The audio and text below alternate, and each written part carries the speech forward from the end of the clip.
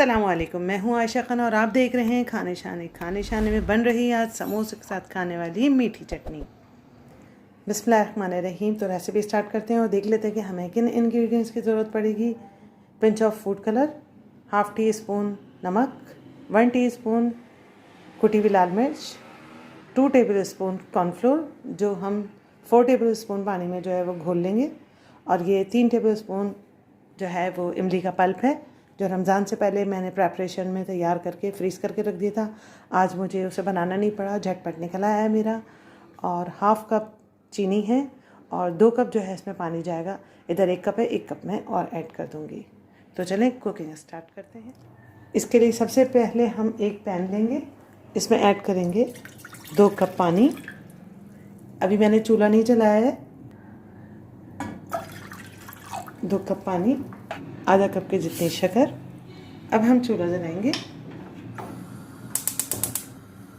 इसको हम उबाल आने तक पकाएंगे, यहाँ तक कि चीनी जो है हमारी वो मेल्ट हो जाए।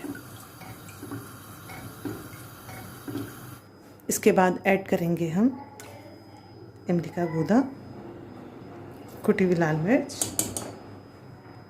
नमक और फूड कलर।